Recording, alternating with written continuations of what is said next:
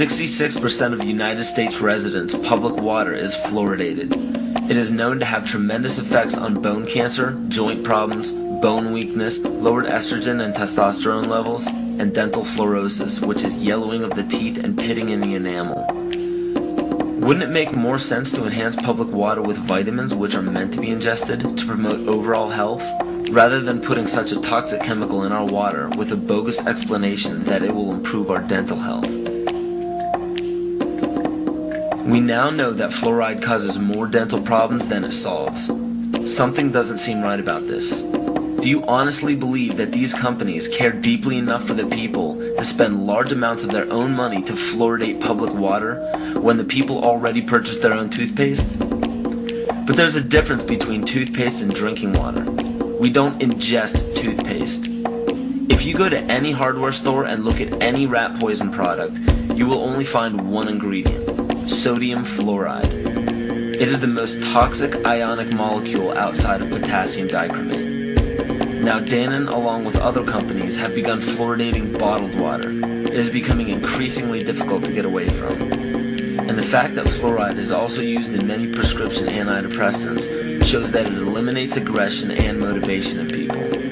Fluoride, to my knowledge as a physician, has absolutely no biological benefit whatsoever. But one of the significant things is that the Russians carried out all sorts of experiments on the people living in the Gulag. One of them, of course, was to fluoridate the water. Why? You fluoridate the water, why people are not as aggressive as they ordinarily would be. In fact, what is the active ingredient in Prozac that is so widely distributed in America today? Well, it's a fluoride compound. And now, we are finding that public water nationwide is showing up with arsenic, lead, cadmium, and thermonium, which is a radioactive form of lead. Cancer, lowered sex drive, birth defects, sedation, and brain defects. Does this not sound like a wonder drug for anyone aiming to control a population? It's quite astonishing, Paul, the degree to which environmentalists have not been educated about fluoride. You know, people have an unconscious trust in their doctor or their dentist, and if you can persuade doctors and dentists that fluoride is safe and good, then you're able to reach the rest of the nation. People believe their doctors and dentists, and that was a way of promoting fluoride for Bernays. Fluoride was killing their cattle, destroying their crops. Fluoride given to rats had produced bone cancer and liver cancer, and that those results had been doctored to make it look as though fluoride hadn't caused as much cancer. The pattern that we saw, it typically is what we see with other neurotoxic agents that are well known to cause a hypoactivity or a memory problem or an IQ problem. When I first presented the results of these studies, one of the individuals sitting and listening to the results, he says, "Do you have any idea what you're saying?" And he says, "You're telling us that we're reducing the IQ of children."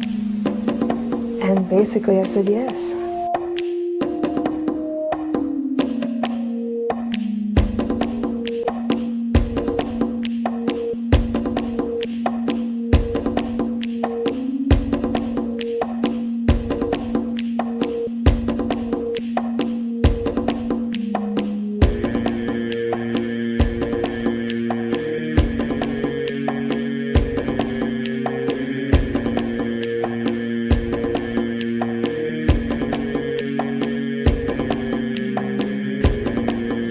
Aspartame, the artificial sweetener found in almost every low-sugar or sugar-free product on the market.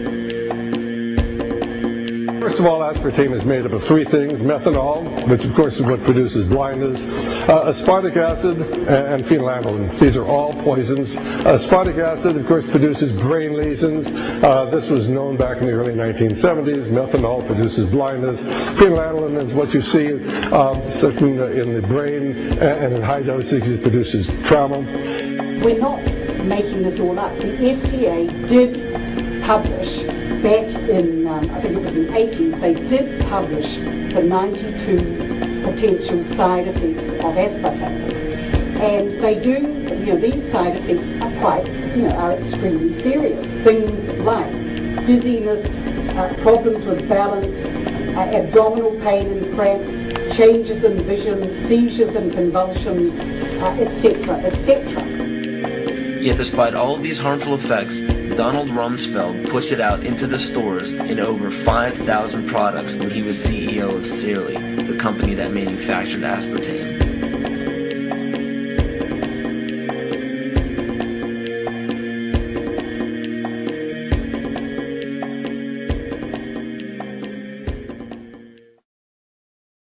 The sustainable goal is the elimination of the middle class.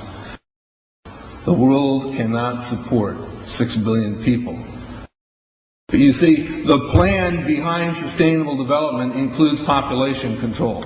It's a program for land use control, education control, and population control. The leaders of the sustainable movement say that the world's human population should not exceed 500 million people. That's a 93% reduction of today's population levels. In 1992, while the Rio conference was going on, George Bush, then president, was there. He was just offshore in Prince Charles's yacht, where he executed the Agenda 21 protocols on behalf of the United States and brought it back to Washington, D.C. Within a year, Bill Clinton, by executive order, established the President's Council for Sustainable Development. In 1996, Bill Clinton set up the President's Council on Sustainable Development. One of the dictates of Agenda 21 is that every country in the world is to set up a national council to oversee the implementation of Agenda 21. I've listened to Gorbachev explain, we are writing a new set of 10 or 15 commandments to replace the original 10. Which one of the 10 do you think these guys don't like? Thou shalt not lie, thou shalt not steal, thou shalt not covet. Because I'll tell you what, these people have lied to us. They're in the process of stealing all of this nation's natural resources, and they covet everything you have left.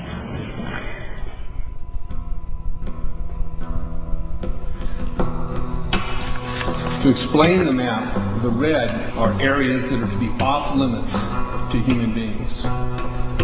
If you live there, you won't. The yellow areas are the areas for major control of all human activity. If you live there, you won't.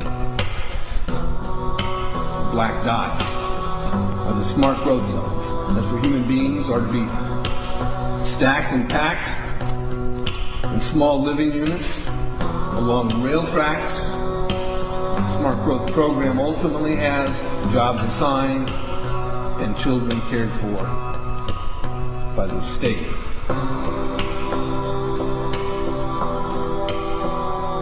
And in conjunction with Codex Alimentarius, food will be limited and water consumption will be decreased to 10 gallons per day per person. That is over a 90% reduction in people's average daily water consumption. And along with shortages of food and water, the food we will be provided with will be genetically manipulated and nutrient deficient. Genetic manipulation of food causes complications in metabolizing and utilizing food for energy. In June of 2003, scientists reported that the gene sequence of the inserted genes into crops had actually changed their order, that had re-scrambled. So the genetic inserts are not stable. Another laboratory confirmed this and found that it had changed in the same varieties in